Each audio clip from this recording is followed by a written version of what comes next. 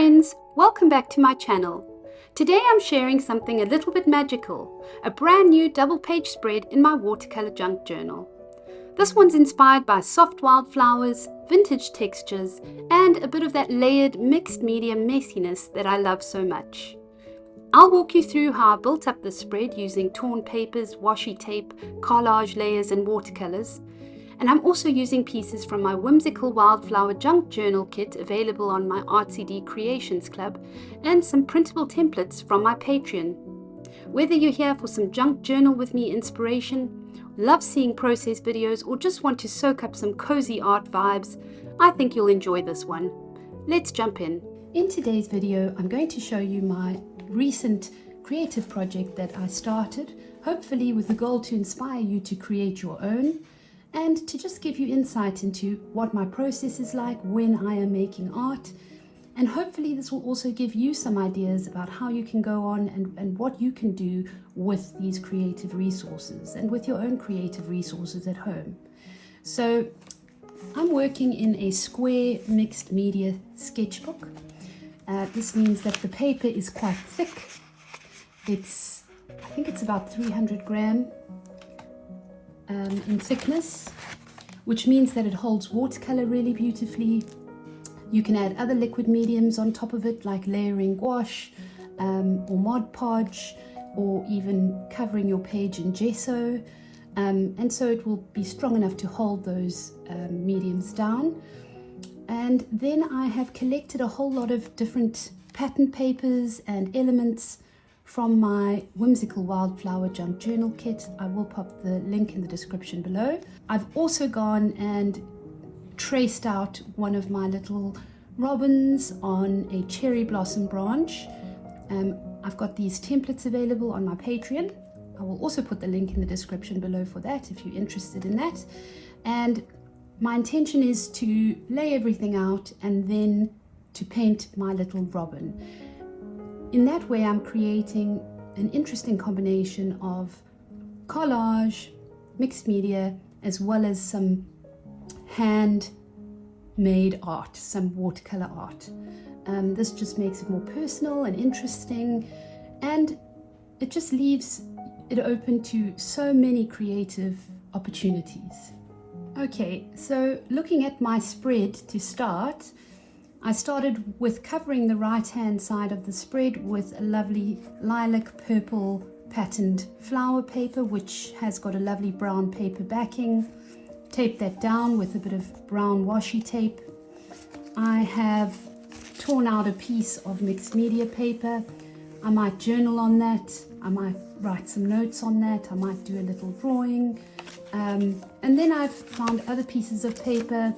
Lovely rose, dusty rose, could be anemones, and I'm going to layer that on top of the watercolor paper, the mixed media paper. And then I've also torn out some of my Amazon brown paper packaging, layered that, and I found a little brown envelope, and I also made a little label that says Wildflowers. I may or may not change that, we'll see how it goes.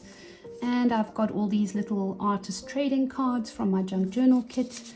Some of them I've doubled up on both sides, and I've popped them in the envelope for now. And then I've also done some little line drawings of wildflowers on the mixed media paper. It's handy to have some of these little paper clips that you can just use as temporary positioners, as it were. Or you can leave them in your final junk journal spread, which also works really beautifully. Then on this side, I've sort of laid out some of this more neutral paper.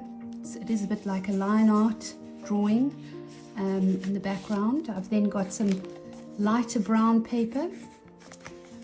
This is one of my envelopes from my kit, and I've doubled it up so that I've got a lovely interesting pattern on the inside. And you can put anything in there, like stickers or photos, or even dried flowers work really well, or maybe a sprig of rosemary or other herbs, just to make it more interactive and interesting. And then I have one of my little artist trading cards here. I'll lay that there. And then I was going to leave the page spread blank, but I found this tape which I really like, and it kind of finishes off the entire spread because I have it on this side as well. Well, when I say it doesn't finish it off, but it unifies the spread. So I'm going to put it here under that more neutral color. I think that's my plan. And then I've got my watercolor piece that I'll be doing, which I will lay on the top once that's done. So join me now as I finish off this spread. Okay, so let's first talk about the tools that I'm going to be using today. I am going to be using my Micron pen and my Faber-Castell Pitt pen. These are permanent ink pens, which means that I can paint over them. They dry very quickly, and then you can paint with watercolor over them without them bleeding or running. That gives quite a nice illustrative feel to your artwork. I'm using my paint brushes, just quite small paint brushes because this robin is quite small, so I'm using a number 4 and a number 2. And I'm going to use my Winsor Newton watercolor. I've got a pot of water, I've got my spray bottle with water to activate my watercolor paint. I've got some washi tape, and I've got my paper towel and scissors all ready for the process. Okay, let's begin.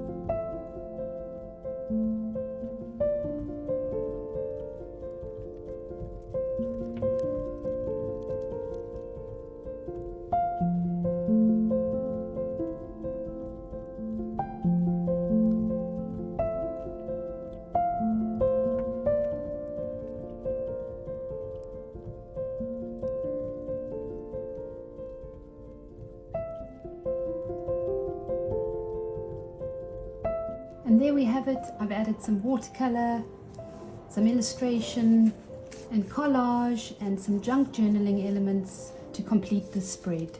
If you found this video helpful and inspiring, please give it a thumbs up and make sure to follow me for more creative inspiration and helpful tutorials. Thanks for watching.